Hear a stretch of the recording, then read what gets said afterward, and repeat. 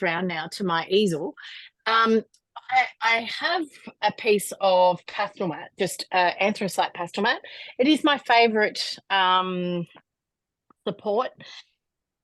The reason I use Pastel Mat is, Jean, are you happy for me to start, or where are we yes, at to? we're happy for you to start. You might tilt your camera a little, pan right just a tiny bit.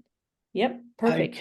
Okay. Perfect. Yep. Now How's we that? can see everything. That's even better. Excellent, excellent. So I'm actually just going to paint 24 by 30, and I'm going to put the colors, just remind me, because when I start painting, for any of you who know me, and I know that there's a couple here from Australia that have been to my classes, once I start painting, I paint fast.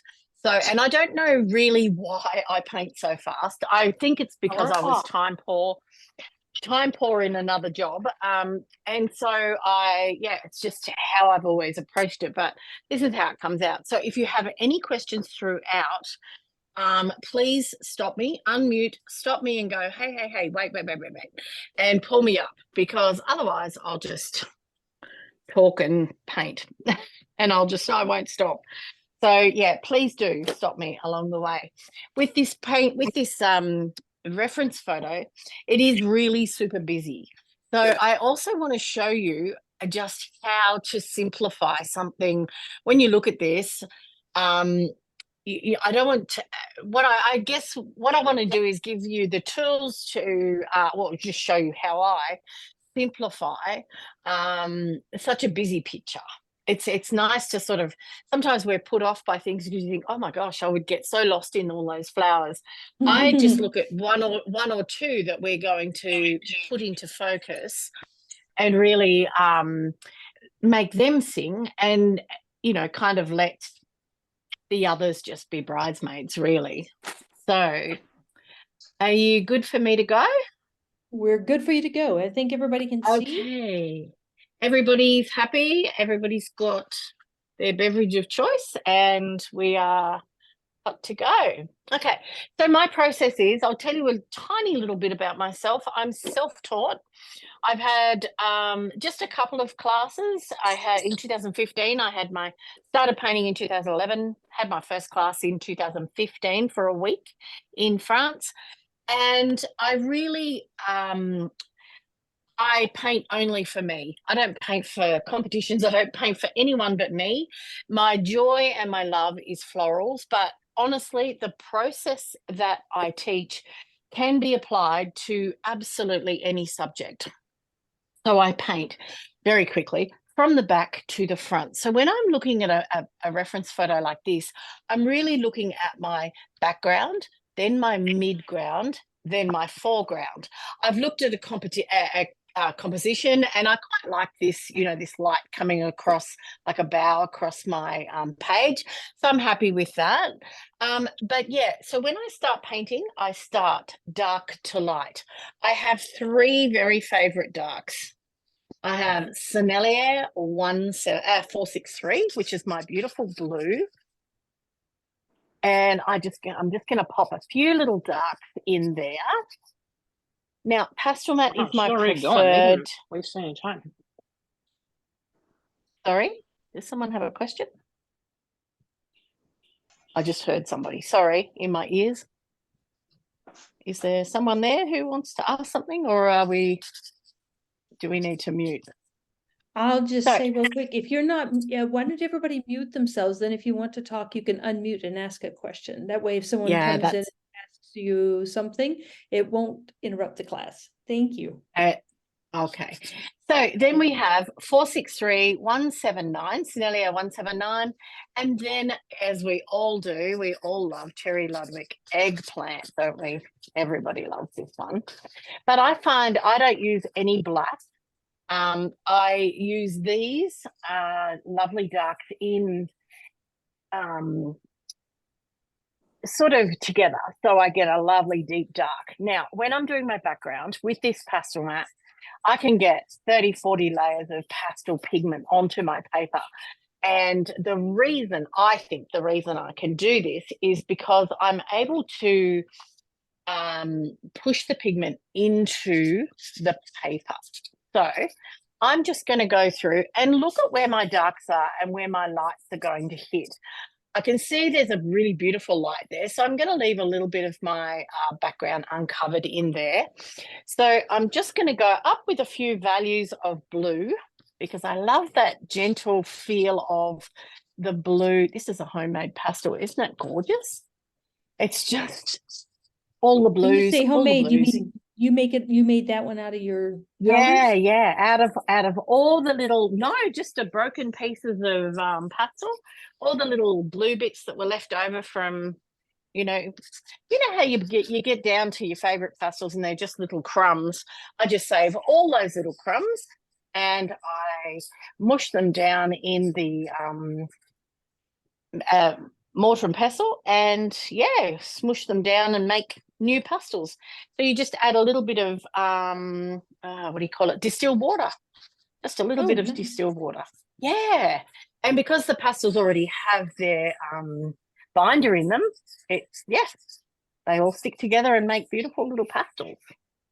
So I've got a few little ones that I've made that I'm going to be using today. So you get some nice little surprises out of there. So anyway, I'm just going to put in my background. I'm looking at the lovely dark, looking at bringing in a couple of lighter value greens, still in our dark mid-range of greens, but bringing in just some of these deeper, darker, just where you see a little bit of light, like there's a little bit of pink over there, and I'm pushing them into my paper. So any questions about this process? Pastel Mat doesn't have a deep tooth, but it'll hold quite a few layers. Absolutely. It holds so many layers. And the reason is under a microscope, Pastel Mat, there's a homemade one, Pastel Mat looks like Velcro. So there's hundreds of thousands of little hooks. And I'm pushing that pigment in to create almost what I would say is a dry underpainting. So I'm giving myself my roadmap now on where things are sitting, where things are going to, where they're going to stay, where they're going to be. Someone needs to mute there. Perfect. So I'm going to put a little bit of blue to create a lovely deep dark. You can I put the eggplant over the blue, over the green, and you get that depth of color. But I'm just going to smatter a few of those little suggested little buds over here in the background and pushing that into the Pastel Mat sets the pic. Oh, sorry, I can't figure out who that is. I'm trying to find them. Okay. Everybody needs to mute. There's quite a few people that are not muted. Can you mute them? I'm trying to, but there's a couple of people who it won't let me mute them, and I don't know why. I'll send them messages. Stephie? Yeah, darling. How much pressure are you putting on your pastels? Like, how hard are you pushing down? I'm really not very. It's just that I'm layering, not very. When I'm pushing with my hands, it's quite a bit of pressure. Like I'm pushing that in to get that soft out of focus. It's really what I see. It's how our eyes work. I'm looking at creating an aerial perspective by using the pigment to be out of focus. So I'm suggesting at this point, when I'm actually layering the pastel onto the paper, it's a very light touch. And you can see that it's not a heavy hand at all. Now, I do want a little bit of light in there, so I'm just going to start coming in with a few little light colours in here. So this is sort of just to tell me where things are going to sit. But when I'm layering the pigment at this stage, I do say to my students, it's like lasagna, layer, lasagna. Very light layers, and then just pushing that in. And you're suggesting that there are little blossoms in that background already at this stage. This is where we're sort of starting to but no, there's not a lot of pressure at all. It's very, very light like that. Okay. Thank you. No, that's okay. They're good questions. Good questions. Anyone who's thinking, oh, I'd like to ask that, please ask it, because if you're thinking it, there's probably a good chance 15 other people are. So please ask me questions. My husband said to me before I came on, he goes, well, you better have something to eat because, you know, it's getting close to lunchtime. And I said, oh, no, I'll be fine. And he said, no, have this little apricot bite. And I bit my tongue. And I said to him, oh, bit my tongue. And he goes, oh, no, well, you won't be able to work anymore because you can't talk. And if you can't talk, you can't paint. I was like, rude. But yes, true. So please ask me questions. Yeah. Steph, yeah. Why use your fingers rather than, say, you know, some foam or a sponge or something? Is it look, some people like to use the foam and like the insulation pipe. You guys have seen this before. There's a lot of artists that do use that, and then other people use, you know, the little foam bits that come with the pan pastels. For me, I love the feel. I love to feel how much pastel is on there. I like to feel and gauge where I'm going with, you know, the layering. And, you know, when I want to start moving things around, for me, it's just more, I guess it's more control more than anything else for me. But it's also, I know this sounds a little bit, it sounds very weird, but for me, I have a connection with my pastels, and for me, it's like, it's weird. It's like I need to feel them to know what they're doing. I don't know. Does that make sense? It makes total sense. Yeah, it is a very tactile medium, but it's almost like I'm at one with my pastel if I can feel them. If I can feel what they're doing and I can feel what they're with a pipe, I'm, you know, with a piece of pipe, I feel like I'm making mud. With this, I can feel like I'm in charge of them. It's a strange. You're all going to walk away and go, she's nuts. But for me, it's like, it's my connection. Not at all. Yeah. It's my connection with my pastels. So I've layered in, I've put in that dark, you know, the background. I'm now starting to just sort of start making some marks. I want some soft edges, some lost and found edges. You understand what I mean by lost and found and soft? It's almost like some strokes have no beginning and no end, and that's kind of where I'm wanting my viewer to have a look and sort of go, oh yeah, I see, there could be, it's your imagination. It's really, so yeah, that's the reason to begin with, is because I like to gauge. I don't want my pastels to go rogue without me. Does that make sense? Yeah, I'm nuts really at the end of the day. What are you wiping your fingers on when you in between? Are you wiping them on anything between colors? No.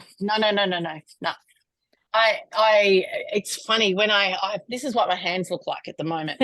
But when I know I've met a lot of pastelists who love to wipe their hands between every stroke, and they love to have their pastels clean.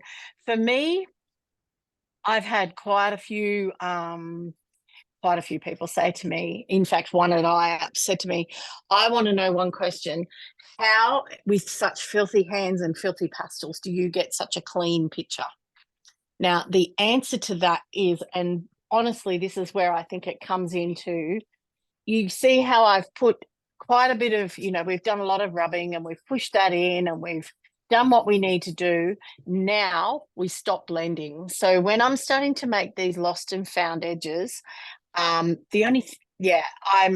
I'm glazing, if I'm moving pigment around, it is only with another pastel. It's not with my fingers too much now. Okay, just, you know, maybe one finger here and there, but really I'm sort of starting to minimize the amount I touch my my painting with my hands. But can I ask a question? What pastels are you using? Okay, so it's really hard for me to answer that question because I have every single pastel known to man. So it's them. I have Jackson's, Unison, Art Spectrum Extra Soft, homemade ones, Sennelier, Ludwig, Schminky, Gordon Becken, J. Luda. I have a beautiful French, not French, what is it? Russian, a Russian pastel, Earthberry, so a Blue Earth. Oh gosh, Mount Vision. I use them all. It's when someone says what's your favorite pastel? For me, that's like asking me who my favorite child is. I'm just like, oh, I can't even answer that, because I really I love them all, and each of them has a certain, I need them all, obviously. Don't tell my husband otherwise. I need them all, but I have to, I use lots for different reasons. I like the dry pastels in my background. As you can see, I'm putting a little bit of, I should go right to the bottom. I'm jumping around here. So it probably looks like, wow, she's really making a marmalade of this at the moment. It's all mixed up together and a bit, how's your mother?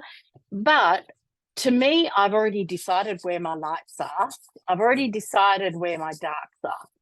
And I'm just basically laying the foundation for me to put a beautiful bower of flowers through here. Yeah.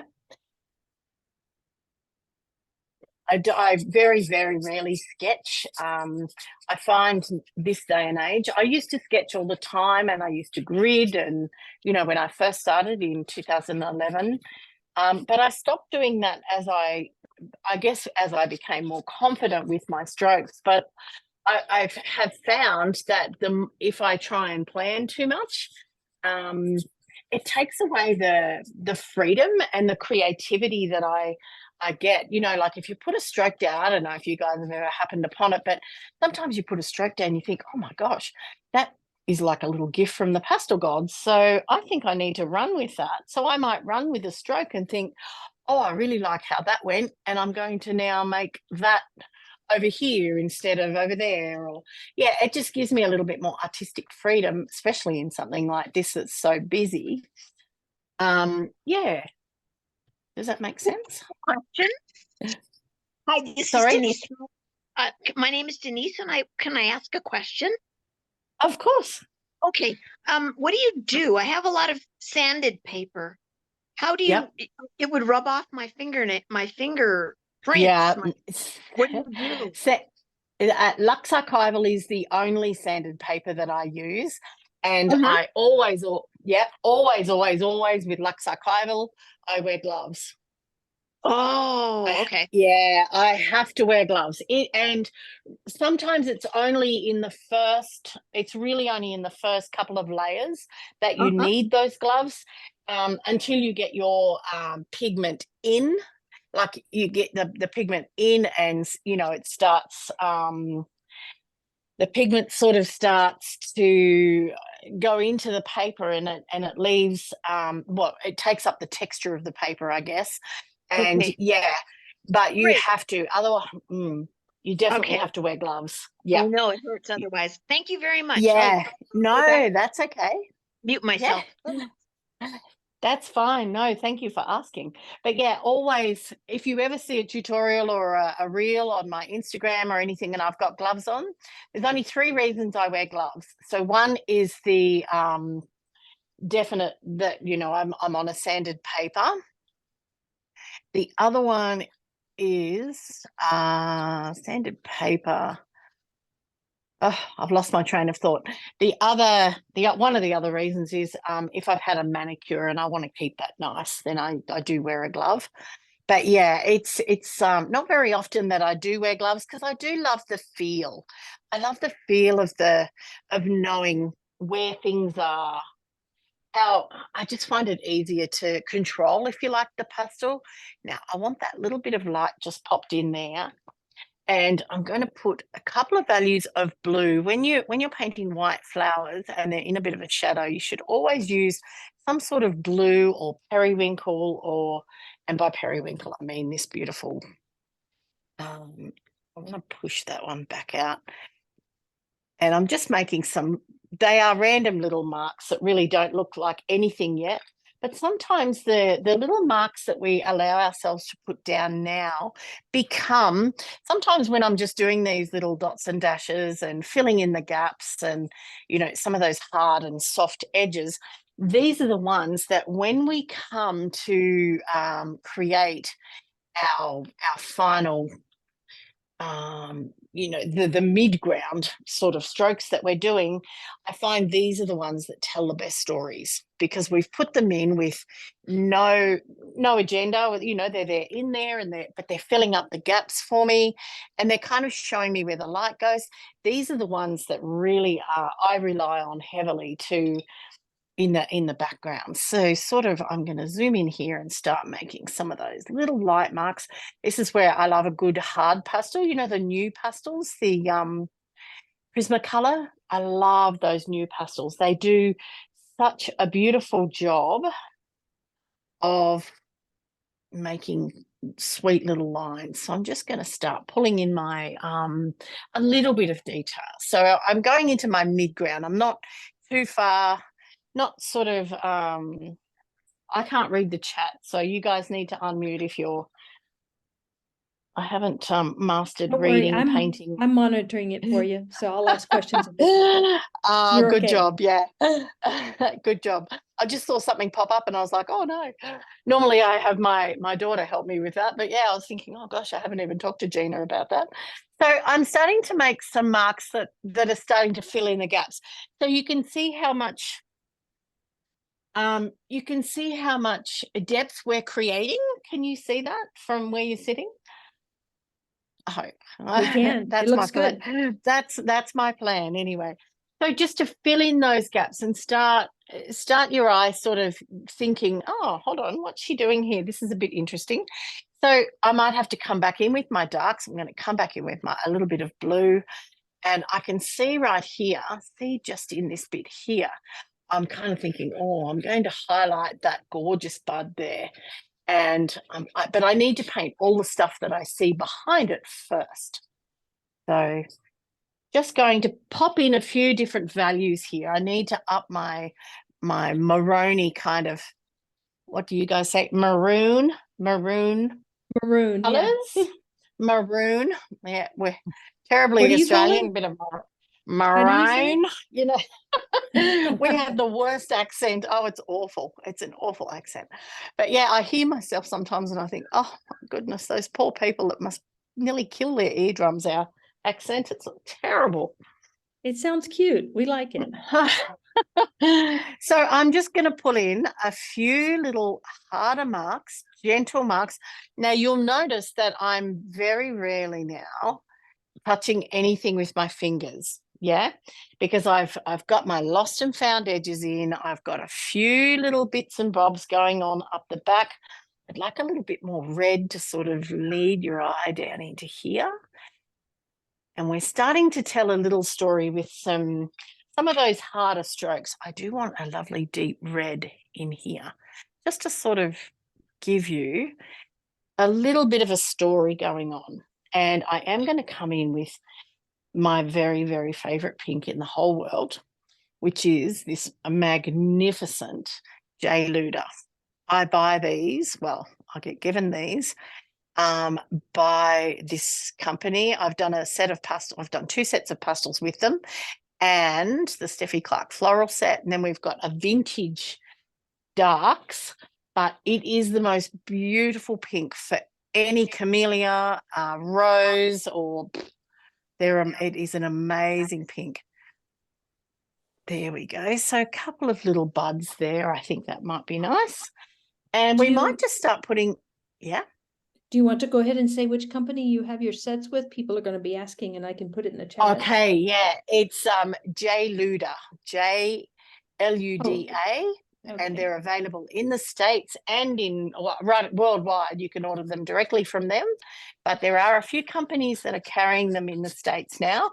And we have softpastels.com.au in Australia to carry the full range of their pastels as well. But they are very soft, but I use them for the end game, really, those last little marks that you put on when we're painting. So I think what we might do is just start pulling in a couple of these little darker buds, and I'm just going to pop in some marks in 3 values. You should always use 3 different values: a dark, a mid, and a light. I've got a lovely dark blue under there, so I feel like I can probably add a little bit of contrast in there. I think that might be okay. I'd like a little bit of that grey blue. Could you please zoom in a little bit just so we can see the type of marks you're making? Absolutely. That's a great idea. Is that close enough? Yes, thank you. Yeah, no, that's fine. That is fine. You would have been given the reference photo. So, I mean, not that we're doing a paint along anyway, but yeah, absolutely. So very light, gentle marks. And when you think about how many layers I've already put on this paper, these gentle little layers just sit so beautifully into the Pastel Mat. I find Pastel Mat even better than Lux Archival. Pastel Mat will take the layers that I'm happy to pop in there. So I do honestly say it is the best paper that, for my process, it works the best for me. And you have to find you really do have to find which one suits your process the best. This is just the Stephie Clark way. This is not necessarily the right or the wrong way. It's just my way. So now I'm going to pop in a few little buds because these are right on top. So dark, mid, and light. And I'm just going to start just with a couple in different directions. See here? And then before I can see here, if you have a look, I can see that I need to put a few little marks down for the blossoms that are up behind. So I'm just going to make some little blossom kind of petal marks in 3 different values, okay? So a bit of a dark. This is our lovely dark. Can you see that there? That's my periwinkle. Then I'm going to come along with something a little lighter. It's just, it's not white, but it's still in a highlight kind of range. And I'm just going to kiss some of those, just glaze over some of those, and just assume that there's a couple of little petals kind of in focus and out of focus, yeah? So just sitting in there. We have a couple of questions. Can you add alcohol to Pastel Mat? You certainly can. Absolutely. I tend not to. I'm too much of an impatient painter. So any drying time is just holding me up from painting. So I find any sort of underpainting is a pest because it holds me up. I have to wait for drying and I'm not a good waiter. So yeah, so I think that's probably why I've kind of developed the style that I have, because I'm too impatient. We have some requests for you to zoom back out so we can see the reference photo. Can you go back to the original location? Sure. There we go. Yeah, there we go. Now that we've seen your marks. Okay, that's great. Thank you. No problem. Also, do you mind if I share the reference photo with them? Absolutely not. That would be lovely. Yeah, okay, go right ahead. Absolutely. I'm happy. I'm here to share. Absolutely. So I'm just going to see how we've really got these in focus now. 3 little values. I've got dark mids and I can hit it with a little bit of light. I want to keep the background fairly pink, but on these, and if anyone knows a crabapple bud, they are super red. Like they're almost like a magenta red. They're so pretty. Whoop. So I'm just going to see if I can find a lovely, another glaze of pink just to give the light just there. What do you think? I think that might just do what I need it to do. Okay. It's like magic. It's just appearing out of the paper. Let's hope so. Let's hope. The magic is not anything but, and honestly, this is without a word of a lie, the magic is in these little sticks. It is just, they are magic. To my way of thinking, anything that comes out is just, yeah, we're so fortunate to have such beautiful tools to work with, don't you think? We're so lucky. I agree. I'm so just for those who are not looking at the chat, the reference picture is in the chat now. Oh, perfect. Thank you. So I just want to keep that fairly, not too much detail. I am going to hit it with a couple of high value greens just to see. I think that might be a little bit too, I think it might be a little bit too yellow. I think I'm going to have to go to something a little bit greener, blue-green. What do you guys reckon? Just talk amongst yourselves while I find this little piece. There we go. I think this might be the one that I need. Just a couple of little, where the light's going to hit that. And I can match that value pink with that value green. So we need to assess our values all the way through. Don't just stick with it and just go, I don't know, that's what I chose at the beginning. Because sometimes at the beginning is not where we end up, is it? So doing a value assessment all the way through, I think it's, not only is it prudent that we do that, I think it's absolutely essential. I do it even, and I paint every day, and I paint, I paint prolifically, I do, but that's just how it is for me. But I do a value check every single time. I'm never going to think that I'm that good that I don't need to do that, because I don't think any of us are that good that we don't need to do those value checks. It's really important that we take it back and go, okay, have we got what we need? One of the most important things is zoom back on your reference photo if you are going to do an up close, because you can get completely lost if you are not careful. Now, I'm going to put in, I don't really want too much of a stem because you don't see a lot of stem, but before I come through with too much detail, I'm going to just give myself a bit of a clue on where this stem is going to sit. You may or may not see it or see much of it, but I think it's important to give ourselves like where that composition goes. Now that we've got the background detail in, I'm just going to put a couple of little leaves and a dark, I should have gone dark first, but dark, mid, light. So any questions? You're all good?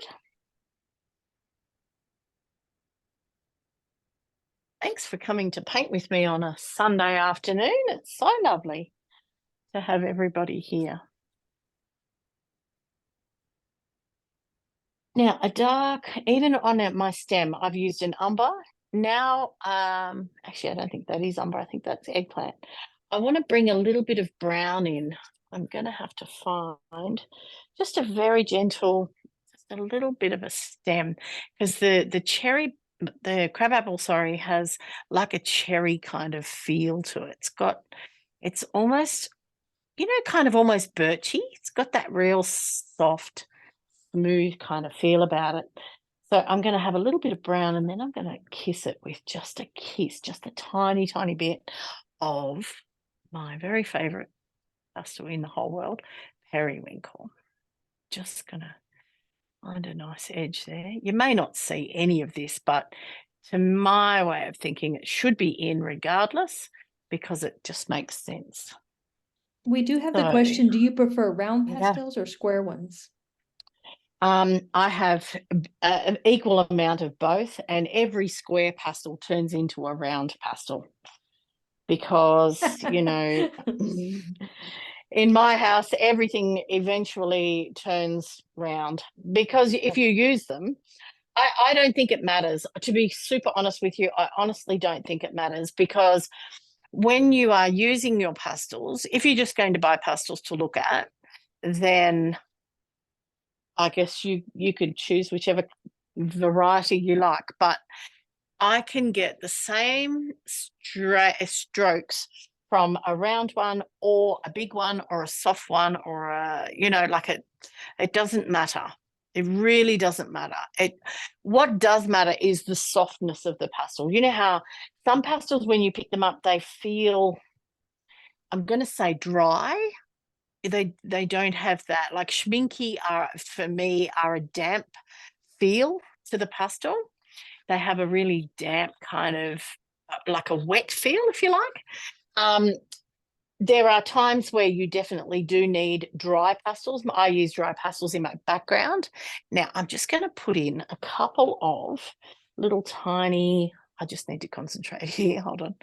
So I'm going to put in a couple of little, just a little tiny line, and that's where I'll use my little new pastel. And then when I'm doing this white flower, I'm just going to, this is in focus, nothing's going to go over the top of this, or all the underneath stuff has been put in. So I'm using I love my cool grays, the Art Spectrum Extra Soft Cool Grays. That's what I start most white flowers with. They do the best shadows. Whoopsie, I've just pushed too hard there. That's my fault. So then have a look at this. We're just going to use that beautiful broken edge, and we're going to create a lovely little petal there at the front. Now the white and the light just catches that, so I'm just going to, with a white schminky, which is my favorite white, going to give that a nice little white edge. Now if you started that with white, you don't get, I want to just zoom in and show you that one. If you start that with white, you don't get that depth of field happening. You've got to go to those darker, those beautiful dark deep cool grays. Do you know what I mean? Like you need to, I'm just going to pop a couple of leaves in there, just a little bit of, couple of little details there. What do you think? That look all right? Looks good. Now let me show I do you. have a question backing you up just a little bit. Someone was asking about the number of your periwinkle, what brand, anything you could give information on the periwinkle. Yeah, look, the periwinkle, I don't have any particular brand that I love. I love the color. I don't care who makes it. And it comes from, for me, periwinkle is an ultramarine. Where are we? Ultramarine with the most amount of white in it. So from a deep dark ultramarine right through to a very, very light periwinkle. I don't really have a preference. I don't mind who makes it. I'll buy them all. Seriously, I am some sort of periwinkle addict, Eddie, if there is such a thing. I love all of them. So no, I really don't mind. I guess when I first found it, I'm just going to make some little red marks to start telling my story over here now. When I first found it, it was in the Sennelier Paris set. I guess that was where I was first introduced to it. But look, honestly, I love them all. But then I could say that about all my pastels, really. I love them all. It's sad, isn't it? Now, there's one little pastel, one little blossom just here that I'm going to show you. It's in focus, so I'll take my time and just show you guys this one. Are you happy if I just zoom back in? Hope you don't get seasick with me zooming in and out. No, you're fine. That's good. Okay, so there's a nice little center. I always put a center in first. There's probably 5 petals on each little flower. So I'm just going to use 5 little 1, 2, 3. Direction of your stroke is absolutely key. 1, 2, 3, 4, 5. What do you reckon? About there. So that's our lovely dark, our extra soft cool grey. Then I'm going to come along and I'm just going to swish around. See, this is a round pastel, but it's got a lovely hard edge on it. So I'm just going to use that edge gently, gently. Slow and controlled is much better than a fast stroke that you don't know where it's going to end up, okay? So I would highly recommend take your time and just slow down and just pull your values in. So one over the other, dark, mid and light. And then I'm going to come in with my schminky white and I'm going to give where the light shows. And this is how you can tell your viewers where the light sits. 1, 2, they're kind of not very round. Sometimes they're quite angular, these little blossoms too. And then we're going to pull in, I think we need to go to a darker pink down there. So I'm just going to pull in a very light, lilac-y kind of pink because it's going to lead us down this branch to where, maybe a little bit there. And I'm just going to pop in some of these darker little bundles down in here. and I'm using a big fat one. I don't know where that's come from. It could be homemade as well. He's really quite large. And then I'm going to use a nice little lilac in there as well. I'm just suggesting a little bunch to lead us down to the next couple of white ones. Then I'm going to come in with my periwinkle and create just one of these little blossoms. And all those little ones underneath, because none of these grow singularly. Like when this little bunch here comes out, there's lots together. So they're very rarely singularly. But we can use all that to tell the story, to move that down the branch there. Now, I'm just going to, with a little bit of that light white, just pull in 1, 2, 3. We might even just pull one across that way. So one's sitting that way. And then stroke direction is everything, but I'm sure you guys, anything I'm telling you, you already know. But stroke direction is everything. If you want it to grow a certain way, you have to paint it that way. So there we go. What do you reckon? Does that look okay? Beautiful. Yeah, so I'm just going to go past and just decide where I want those centers to sit. I might just pull in a couple of just a suggestion there of a little bit of a center happening. Maybe there, maybe there. What do you think? I think that might be okay. I feel like my eye's looking for something pink over here to lead you down. So just a couple of little strokes. And the thing with blossoms too, you can take quite a bit of artistic license, can't you? It is something that is I need to move down further with my background, so I need to get the rest of this in. So any questions while I'm just quickly working on this background? Are you all still awake? That's the thing. All you people in Australia we've grown actually. We have a bigger group than we started with. We're doing good. People keep asking about a replay. There will be a replay. I will probably put it on the Pastel Society Alaska's website, which is alaskapastel.com. And I've put that in the chat. Ah, perfect. And we're all going to join this lovely little Pastel Society. So all my little Patreons. $38 no, a and year, it's though. Exactly. And it's just such a love. I'm a member of so many different pastel societies in Australia and across the world. And it's so lovely to see the opportunities that you're given through pastel societies as well. So it is a super valuable thing to do, I think. Now, these ones in here, they don't have a lot of, they're out of focus and they don't have a lot of detail. So I'm going to come in and actually, I can see a little bit of a branch there. Do you see that? When you zoom in, you know how sometimes you look but you don't see? Sometimes zooming in on your painting, you can get a bit more of an idea. Now, these are my Art Spectrum Extra Soft. I love these pastels. So I'm just going to bring another lot in there. But what I'm going to do is do some blue ones to push them back. This is a homemade. I'm just going to do a little bunch down in here to look like they are in the shade. What do you reckon? And you can manage this by using your values to create that illusion, if you like. So these ones down here, they're sort of facing this way. I want them, you've got to paint them the way that they grow. So if they're growing out this way,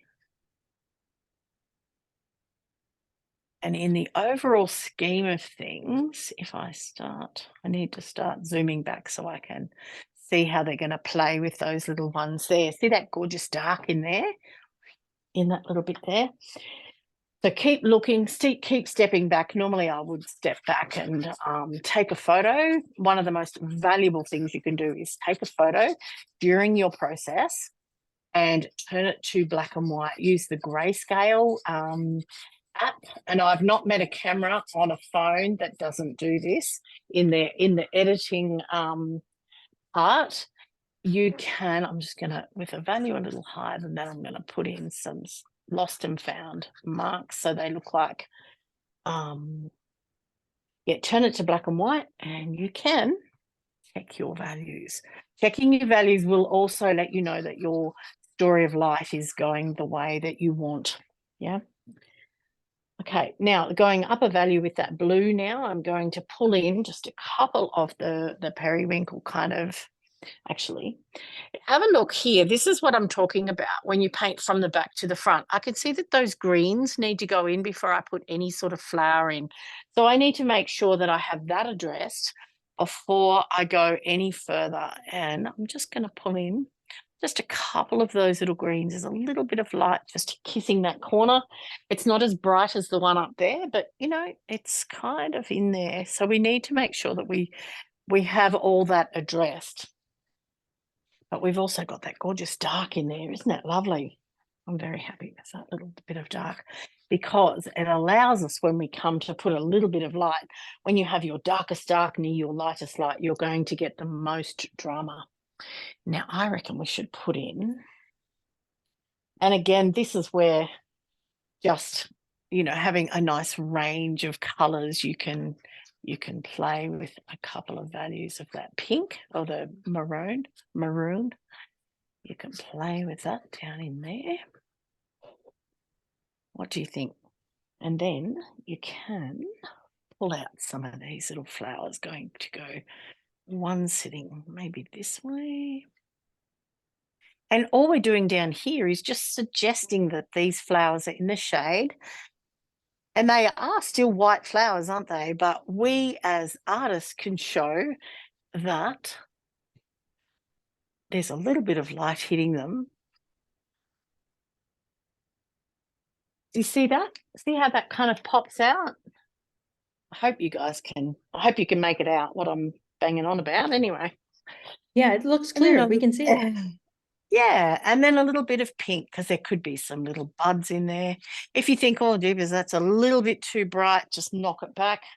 You know that, and look, I know that I'm not telling you anything you don't already know, but if there's a bit red and you want to knock back a bit, use the complementary colour and that will settle it down. So if it's a bit red, pop a little bit of green over it, and that will just quieten her down and just let her do what she needs to do over that side. Now, I think instead of going to white, I think I'm just going to pull in a very light blue. I'll just see if this is the correct one. Just where that light's hitting, I'm just going to catch the edge so that you can see that there is a bit of reflected light. And quite often in nature, when we see a little bit of blue on something, more often than not, it's the reflection of the sky that we're seeing on the foliage or on the petals. So I kind of feel like it's good to think, oh, yeah, even though it's a white flower, you know what? It's actually the blue of the sky that's reflecting off that. See that there? Just catch that one there as well. What do you reckon? I think that looks okay. Zoom back, and we need to continue our little story down here. So any questions about what I'm doing or how I'm doing it or how I got there? I think sometimes it is a process that, you know, it's a process that you don't be overwhelmed by it. Just let your strokes do the hard work. Put a stroke down and leave it alone. I know you hear that often, but it is, you know, it really is the best advice. Put a stroke down, and if you think, oh, it's just not right, don't touch it. The only reason I'm touching this is because it's natural paper, so I need to, you know, smush that down. Now I've just lost my little edge there. On the wall, I don't actually pin the paper. I pin with a little pin, and it just catches. Can you see that? It just catches the edge. So you don't of tape the paper. I do not tape. No, it's just caught on the edges of the paper. Yep. And I do paint right down to I do paint right to the edge of my paper, which my framer is not happy about. But for me, it's just, I don't know if it's an OCD thing, but for me, it's got to be all covered. So quite often I get asked, oh, what color paper should I choose? The way that I paint, it really doesn't matter. It's not going to have any bearing on the color of the paper doesn't matter, because my background covers all the paper. Do you normally start top to bottom with the details like you did on this one? I kind of, yeah, look, yeah, I do because I like to be able to, I do work all over. You might see that, like when I was working down there with that blue, I can see that the harmony needs to be up there as well. I do work all over the shop, but I think from the top to the bottom, the way that I paint, I don't want to do white flowers down here if I'm still doing dark up here, because the dust does fall. So I do, yeah, I do try and go from the top to the bottom. But you know what, sometimes, you know, when you, and I always paint with music on, so I don't have any on at the moment because I didn't think you would appreciate my music, but you know, I I often, depending on what sort of music I'm listening to as well, sometimes, you know, I paint all over the place just because sometimes I have to dance, and I think, oh, well, if I'm going to dance, it doesn't matter down here. But if I'm doing up, you know, detail strokes, I can't be dancing and muck up my strokes, can I? So it is something that, yeah, I do, but it's not a rule, if you like. It's not something that I do religiously, if you like. It's, yeah, if I fancy it, I do it. If I don't, then I don't. Now, I'm going to bring in these lovely in focus right in the middle here. Look at these little lovelies. So, Jenny, you tell me if I'm running out of time, won't you? Yes, I'll keep you posted. You're about 7 minutes to the hour, but I told everybody we'd be going about an hour and a half. So. Oh, okay. Well, I'm nearly finished. So yeah, okay. So I'm just going to put in some gorgeous leaves to really fill up. And what I want to show you here is the depth with all those little strokes. Can you see the depth of field that we've created by painting from the back to the front and then putting down strokes and leaving them be? Just, you know, simplifying, working out some that are in focus, some that are kind of in focus, but, you know, still not suggested. They're still not telling the story. These ones here, I'm going to tell you exactly what I want you to know with this little bunch here, okay? So I'm going to pull in a little bit more detail. So I would like to fill in just with a few little pink ones, a few strokes that are going to bring the bunches of blossoms down there. I might have to go in with a darker value. I feel like I've started too light there. But like I did over that, just fill in some of those. Is anyone still there? Are you all watching or are you gone? Or? Yeah, we've got 40 people watching, more than we started with. You need to be talking to me, asking me questions. Like what's for dinner or something. I don't know. Talk to me. How's your tongue? How's my tongue? Oh, it's weird because you know how you bite the end of your tongue? Like who bites the end of their tongue? I don't know. Can I ask a question? Of course. Hi, I'm Ruth Ann from Alaska. It's nice to meet you. You too, Ruth Ann. On your Patreon class, I'm a big fan. I've had you on for a year or so, but I don't seem to get there. But I've noticed you do 30 and 30 days. Do you really recommend? I mean, you really recommend that? Really helps us develop. I really, really do. Since 2014, I started doing my 30 paintings in 30 days. And I started that back when I was a very busy practice manager for 3 retinal surgeons. And it would make me paint every single day. I do it in January and I do it in September. So we're right in the middle of it at the moment. The reason I do that is because not every day do we feel like painting. But for 30 days, if you just put something on paper, it doesn't matter whether you work on one painting for 30 days, but if you paint more than you do twice a year, if you do that, you will see improvement in your art. I can honestly, if you look back on my social media, if you look back from 2014 to this very day, I can see so much improvement in my work in those months because I put effort in. It's making you accountable to paint every single day just for 30 days. And it's not, I'm not asking you to do a full painting. It's honestly, it's making you practice, and practice is the only thing that improves us. Okay. Well, and one Yeah. other question, in the references, are they posted somewhere? I must be doing something wrong. I can never seem to find the reference photos. Of the in the Patreon? Yes. Yes.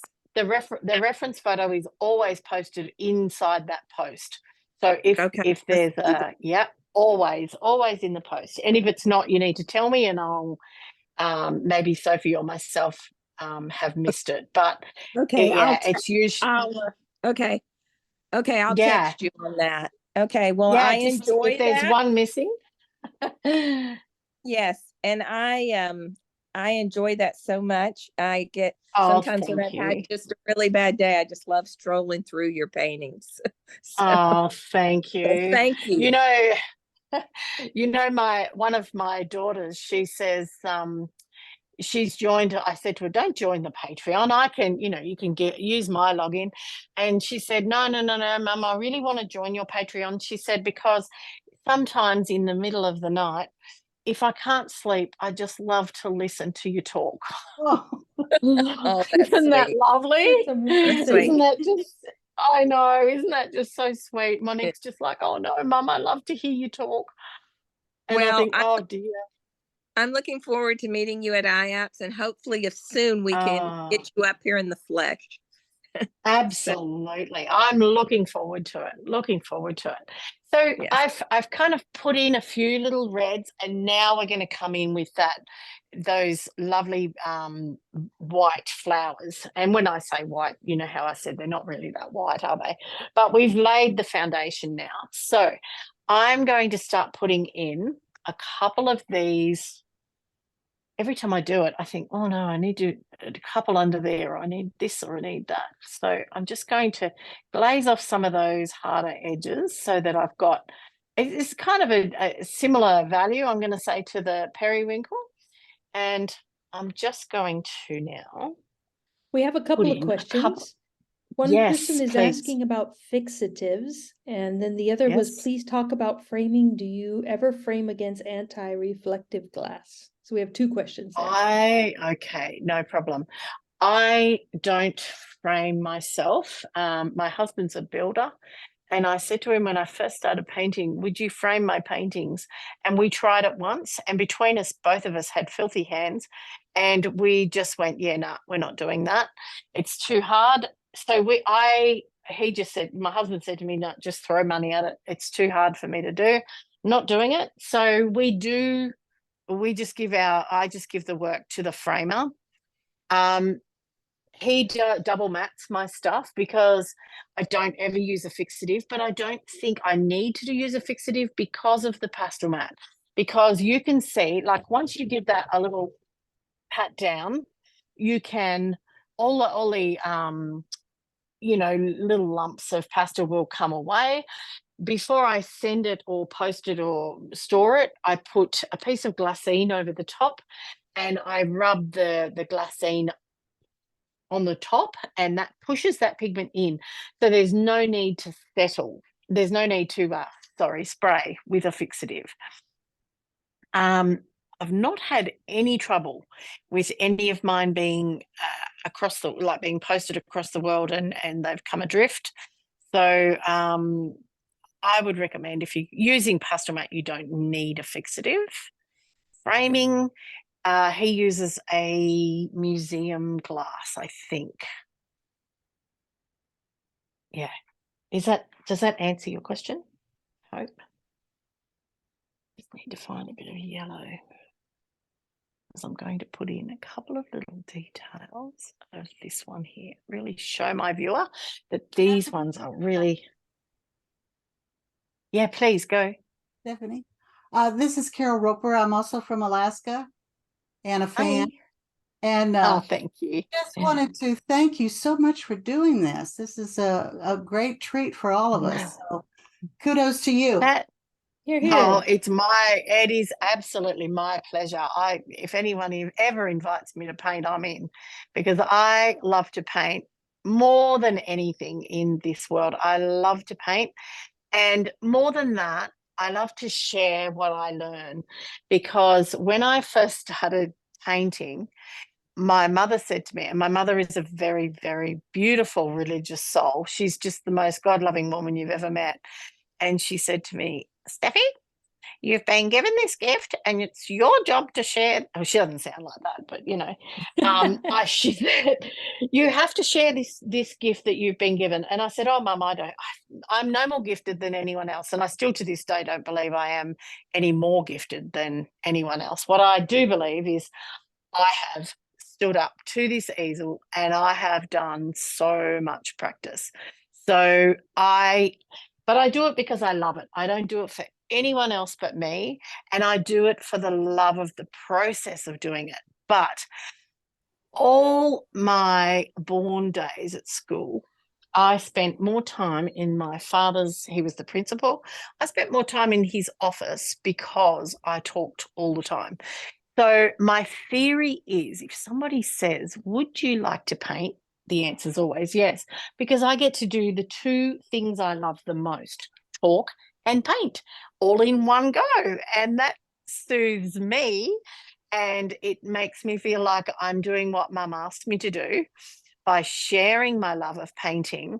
But it also, I do believe, all those years of talking and all my school reports saying she'd do really well if she stopped talking. Well, now it validates that I do this for a living. So all those years I was just practicing for this job. So I feel like it validates everything about my whole life and my whole childhood is I love to talk. So it gives me an opportunity to have a little chat and also to share the thing that I love the most, which is my art. I absolutely am. I'm late to the party. I didn't start painting until 2011. Had no interest in art at all. Still to this day, I wake up and I can't believe people pay me to paint. So I'm so, so blessed that I'm allowed to share and give an opportunity to share the thing that, I love the most. And, I'm very grateful to God that I've been given this gift. If you call it a gift. I don't call it a gift, but, what do you do? That's awesome. We just got a note in the text that Lynn Diefenbach just texted and said to say hello to you and thank you. Oh, hello there, little lovely. How are you? Thanks for coming. Thanks for those joining listening us. who may not know, Lynn Diefenbach is an Australian artist who has helped Pastel Society Alaska a lot and helped us get going when we first started. So that's for the Americans who don't know who she is. Yeah, I don't think there'd be anyone in America who wouldn't know who she is. She's very well known. That's true. Stephie, can you hear me? So, yeah. Stephie, it's Jenny here from Pans, New Zealand. I met you in oh, hello. How are you? How are you? I know good, that thanks. accent. Excellent. Yeah. Thank you. Yeah, thank you for joining us. I wanted to give a message to all the other people who are listening. If you get a chance to see Stephie up close and personal, please do. She is so infectious and such a beautiful person. You're too kind. You really are. Thank you. Thank you. That's very kind. Hear, hear. Oh, you're all too lovely. Thank you. I just love to paint. I really do. And the fact that I'm asked to do this and share, then I'm happy. So you can see now that I'm just laying down those foundations of the last that story of the light. Now you can also see there's a lot of pigment. You've seen how many layers I've put in. There's a lot of pigment on that paper. The reason it stays really neat and close and tidy and whatever other superlative you want to use, but you can see how it stays fresh, I suppose, is the best way to describe it. It's because I haven't touched it with my fingers. It's because we're letting the pigment do its work without us getting involved in it and without us contaminating it, really. Don't you think? It's allowing these beautiful sticks of color to do what they're supposed to do without us running interference. So I kind of feel like I step back now and I think, well, have I told the story that I wanted to tell? Yes, I have. I feel like my lights are in the right spot. I also think maybe I need a little bit more of that little green. I just need to check. I think it's this one, because you don't want to be swiping a bit of green where it shouldn't be. But just to sort of just bring that in and knock that back. I reckon we're nearly there. What do you think? What do you guys think? Yeah, or can you see an area where you... we do have a request that if you could give another zoom in to look at some of the petals you just worked on. Absolutely. Let me do that. I think it's for beautiful. Oh, That's wow. amazing. And what I want to show you is how easy it is just with Pastel Mat, just to layer. Lasagna. It is just, I'm just going to put one or two just in here. Just to down for draw us your just a bit, eyes Stephie. down. Yeah, sure. Just put a couple in there just to lead your eye down into that little area there. Kind of finishes off that bow of flowiness, if you like. What do you think? I reckon that's probably okay. So that was a bit of fun. Sorry? At this point, with all your details, are you using the really buttery pastels? I am indeed. Yes, indeed, I am. I am using Blue Earth. A lot of the greens are Blue Earth. So I'm using Blue Earth, Sennelier. The red that I've used is the one that you have to sell your children to buy. That's that Henri Rocher. Such a beautiful colour, but they're so expensive, but they're so beautiful. So that those are the reds. What else am I using? J. Luda and Gordon Becken. Have you guys seen Gordon Becken? That's the beautiful light that I've been using. These are spectacular. They're Croatian. They are an amazing pastel. They're so soft, so creamy, so buttery. I've and never they heard are perfect. Can you say that really? name again? Say that name again? Yes, so they're not available in any shops. I'll let you know that first. You have to contact him directly on Facebook, and it is Gordan, Gordon, Becin, and tell him Stephie Clark sent you, because he's one of my absolute favorite. I've bought so many sets of his. I've got the whole set 3 times over, because I can't ever see a time where I'll never use his pastels. So they are what I use, for these, whenever there's a blossom or that gentle, how you get those see-through poppies and all the little florals that are almost, they're so beautiful. They're opaque, but yeah, these soft pastels. Schminky are probably the closest thing to his pastels. That softness, that super, I don't know, they are like cream. They're like butter. They're just perfect. So what I'm going to tell you. Elizabeth's asking which Gordon Becken, I don't know how you say that name, set would you start with? Becken. Oh, look, it depends on what you love. It really does depend on what you love. Like I said, I think there's 8 boxes in his, let me just show you. I'm going to confess here on public television. This is my Gordon Becken drawer. Well, one of them. Oh, wow. I know. Okay, so there's another 2 sets that haven't been unboxed yet. But yeah, so that's actually double layered.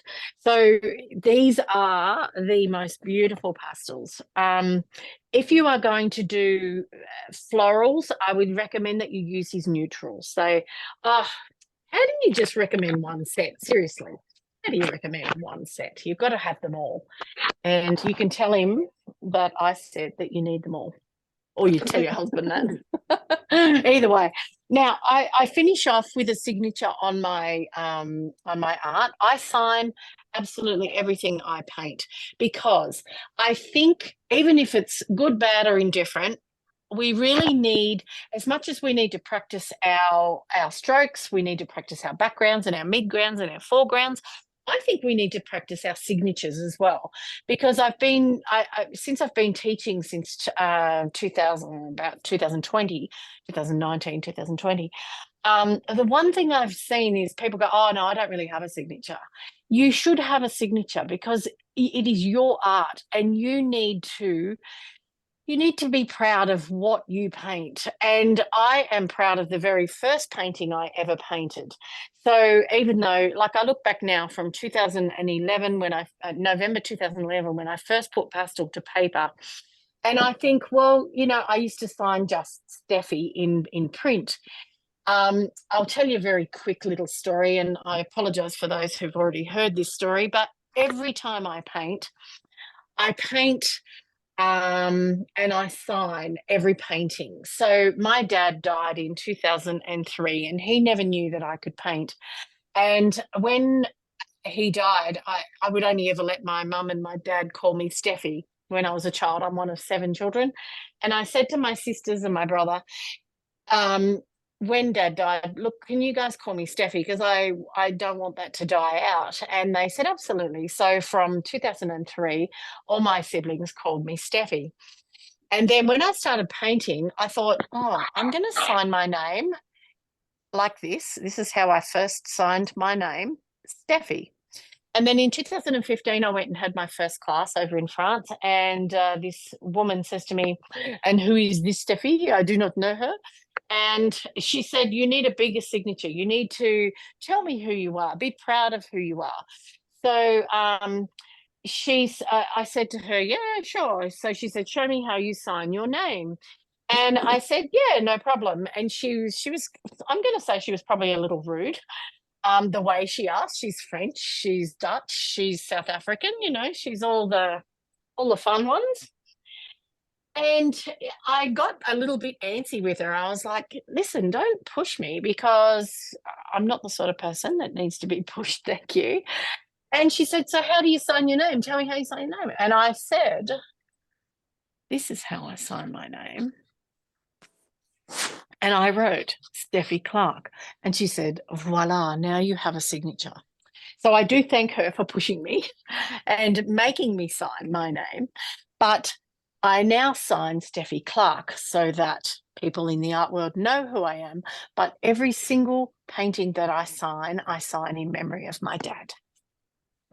That's beautiful. Yeah, that's a sweet story. We do have a couple of more questions for you. Yes. Deborah would like to know, what do you recommend to beginners with regard to which pastels to start off with? Okay, if you are serious that you want to do pastels, I think that you need, my recommendation to my students is the Sennelier Paris set. It's a half stick set, so they're much harder. They're still very soft, but they don't crumble like the full sticks. So the reason that I recommend them is because they have, within that 120 half stick set, there's such a fantastic range of values, and values is really what it comes down to, not color but value. So I highly recommend them. Or, depending on how much you want to invest, really, you can make up, I think you need to have a good range of values. You need a minimum of 60 pastels. I really do. So make sure you've got 5 of each. When you're looking at your color wheel, make sure that you've got 5 warm, 5 cool of each color that goes around the color wheel. Oh, that's a good one. Yeah. So to me, that's a minimum. That's what I tell my students. Yeah. One other question, if somebody said, could you do a slow pan across the flowers up close so we could see them? I sure can. I just look away so you don't get seasick while I take this off. I love how fresh your strokes look. It's amazing. But you saw how much pigment I put on, and it's because we put them down and we don't touch. It also comes from, I think, that out of focus background leads us through. Then we've got those strokes that are some in focus, some out of focus. I have very direct lighting on that too. So it's probably washed out. Just let me change the lighting because I'm a little bit blind. So yeah, there we go. That's probably truer to the colors. Oh, How's that's that? rich. Yeah, it's beautiful. And there's your lovely signature. And there's our signature. My dad was known, when we all started having children, my dad was known as Grand Tubby and then just Tubby because everybody got terribly familiar. So every time I sign, it's for Tubby. I love that. Yeah. And he was my best mate. So that's great. I'm sure he would have been very proud of how we're going with this little art thing we've got happening. Well, Stephie, I can't thank you enough. No other questions have come in, but I wanted to give everybody a moment if they had any more. Does anybody have any questions? Yeah. We still have a lot of viewers. I just want to thank you guys for allowing me and letting me come into your day and sharing some painting with me. I love it. I love a chat. I love a paint. So here we are. Anytime. Thank you. Yeah, I tell you My what, let's all pleasure. unmute for a minute and just give her a hand. So if you would unmute your phone and give her a hand. There we get it all figured out. Thank you so much. Should I bow? Should I curtsy? Your best queenly curtsy. Yes, oh, that's excellent. Well, we can't thank you enough, and we'll definitely stay in touch. We'll come see you at IAPS next June. Yes, and it is the 11th to the 16th. And I double checked. Yeah. Good. And thank you so much. And really, I just really think it's important for us to all support this little Pastel Society, and let's help it grow together. So if you guys want another demo at any point, you just say the word and I'll be there to paint with you. Sweet. Yes, we will keep you in mind. We would love that. Well, thank you everybody for coming. You should come to Montana, USA. Oh, Montana.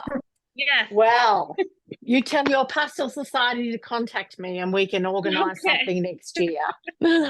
Maybe we can work together and you can go to Montana and then Alaska. So yes, perfect. We'll get you over to the States and just tour you around. Absolutely. Well, I'm there for it. Deal. Oh, Seattle. So I just saw Seattle. One of my very favorite shows in the whole world is Frasier. So I would love to go to Seattle just to see whether it really rains that much. I really would love to go to Seattle. Yeah, I'm listening. I love that show so much. Oh no, we watched everybody. Well, we appreciate it. Thank you so much, everyone. The replay will be available on alaskapastel.com. Thank you, Gina. And thanks, Gina. Thank you so much. And thank you for everybody to come in and have a little turn with me. Thanks so much. You bet. Bye-bye. Thank you. Bye-bye. Bye. Bye. Thank you, Gina. You're very welcome. I was just staying on a minute in case there were any questions. Thank you. Wasn't she good? Yeah. Oh, look at your background. That's beautiful. Here, I'll so turn you're around gonna let us know when it's up and we can try to do that. Watch it slow motion. There's your pastel. It's hard to see with the lights. Yes, I will let you know. I got to figure out how to put it on the website. I don't think it's hard. I just got to figure it out. What is the website again? alaskapastel.com. Thank you. No S's, just straight Alaska Pastel. That was fabulous. It was. Now we do have a class with her coming up in January, don't we? Scheduled? I think so. Linda? She must have gotten on. Linda's shaking her head. No, she's there, but she's muted. Linda, you're muted. We can't hear you. She was fabulous. Can you hear me now? Yes, we can hear you now. Okay. I don't think we have her coming up in January. I know No, we have. It was Zoom. It was a Zoom class.